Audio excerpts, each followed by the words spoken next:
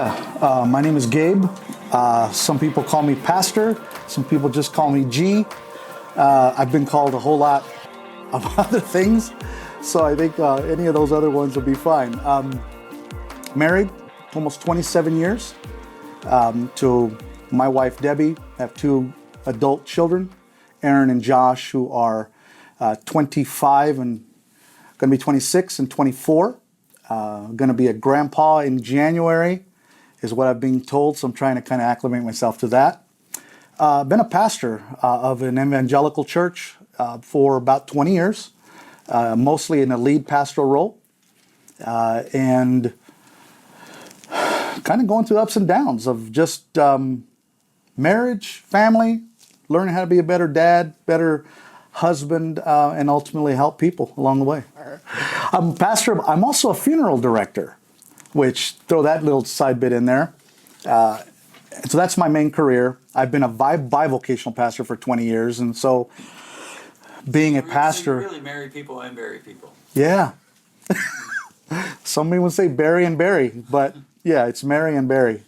I try and do more of the marrying than the burying, but with my occupation, it's a little more difficult, challenging. But that's another calling in itself. I tell you what, it's really helping people through a process is really difficult. In probably one of the most difficult times of their life as well. And so kind of walk them through that. Some people are familiarized, I guess, or kind of acclimated to that whole process, and they're a little bit easier. Other ones are just torn up. And they say, you know what, Gabe, I just need help. And so I think because of my heart for pastoring and helping people, that occupation just kind of just worked. And it's very satisfying that way. But my involvement with CBD came because I've always been kind of a person that questions things. I was raised in a very conservative background, religious background, where that was whether it was cannabis, CBD, anything of that nature, that was a no-no, taboo. It was grounds for dismissal from this, that, or the other when it comes to ministry, and so I honestly felt like that's a flat out sin. I just don't do that. And now after 20 years of helping people and realizing that everyone's different, everyone has a story, everyone's story is different, that I can't not put people in the same box, that everyone's different. And so I questioned it because my family had been involved in essential oils for a long time because my wife was diagnosed with anxiety, and my mother-in-law, 86 years old, she has really bad arthritis in her shoulder, her knees, and I just kind of thought, man, essential oils are helping the anxiety, the discomfort, the uneasiness, the mood swings, menopause, all that kind of stuff. And I said, but what about CBD? I'm hearing a lot about it. And so my 86-year-old mother-in-law was my test run with a bottle of pain cream, relief cream. She loved it. Within about 10 or 15 minutes, she said she was ready to go for the day and did not have to put any more on until the end of the day. And to me, that was like, 86-year-old woman, yeah, I'll buy this for you. But then I told her, hey, it has CBD. She didn't have a problem with it. She was like, if it makes me feel good, I'll do it. So my wife, having had these anxious feelings, meltdowns, that was getting progressively worse, it was putting a lot of strain on our relationship. I don't think I let on to her how much of a strain, but I was having trouble with it because it was ongoing constantly. And and I've noticed that over the course of years, it was always there because I was starting to see it get worse and worse and worse. Ultimately, she went to the doctor, was diagnosed having anxiety, prescribed. She hated the medication. It made her feel loopy. It made her feel foggy, and she just wasn't herself. And so essential oils were brought in. They helped her. But when CBD came to be a topic, I thought, try this. Who knows? And I guess the rest is history because she's now no longer taking essential oils. She strictly takes CBD, and my mother-in-law, they've tried to introduce her other products that were supposedly the same. And she speaks Spanish and English. We call it Spanglish. She tells me, I want the cream that Gabriel sells. You know, that was, she don't know how to describe it. She just knows it works because the other one wasn't. And so when I started talking about CBD, I knew I could go to the church that we currently pastor because they were folks that were not religious. They were not folks from a religious background. They were just from Joe's pool hall and off the street. And to them, they had no stigmas, no stereotypes. I have only gotten one member she's not even currently a member, from a previous pastorate who said, "What is this world coming to? Oh my God, you're a pastor, how dare you?" And, you know, she's addicted to other things. And so me, it was like, you know what, whatever. But as far as my circle of friends in the pastoral circle, they come out of the woodwork and they want to talk to you on the down low just because they can't get found out. And for me, it's all about helping people. It's not about, you know, trying to throw any shade on them or doing anything. It's just like, you know what, if it'll help you. And, you know, I respect where they are at in their faith journey. If that's where they're at, that's where they're at. And but I'm sure there's others that have criticized me. They have not been brave enough to do it yet directly to me. Being very transparent because of my very conservative background, CBD, I'm like out there for most people in my circle. It's like, oh my God, Pastor Gabe's slinging weed. You know, and I'm trying to like educate people. That's a lot of it, is educating them on what is this, because there is a market, there is a place for cannabis, you know. And then there are others that say, you know what, I just don't want to do that for whatever it is, whether it's just personal, religious, maybe have bad experiences with it.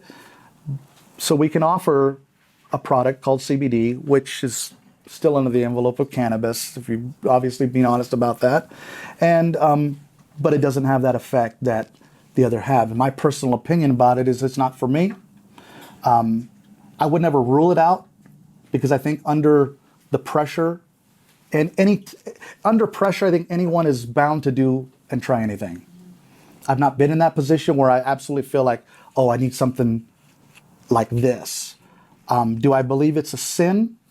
Is what most people would ask. Is it wrong? Is it morally not in tune with my faith? To be quite honest with you, I would prefer personally not utilizing that.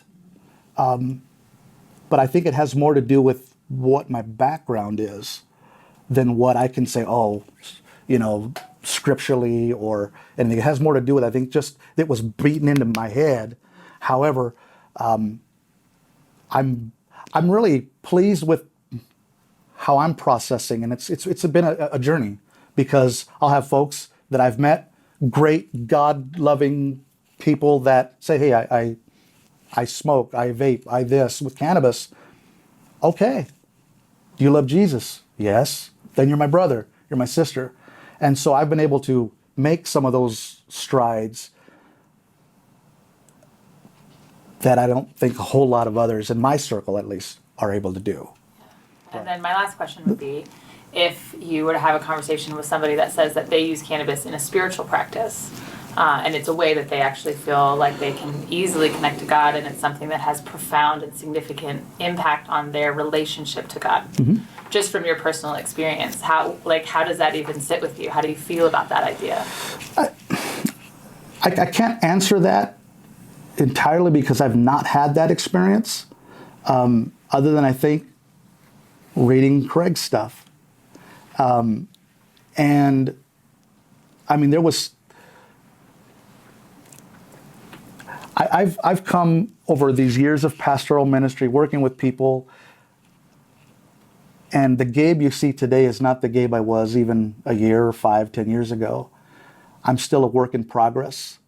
There's still some religiosity that God's having to pluck out of me. But I've also learned to take a step back when I hear something that goes, oh, I have to start thinking, is this, Gabe, is this based on scripture? Or is the way you're feeling based off of what someone told you you're supposed to be feeling? And so I don't automatically jump to conclusions that way. I try to really kind of take a mental time out and just, God, not judge. I mean, if that's what you feel, I'm not your God. I didn't save you.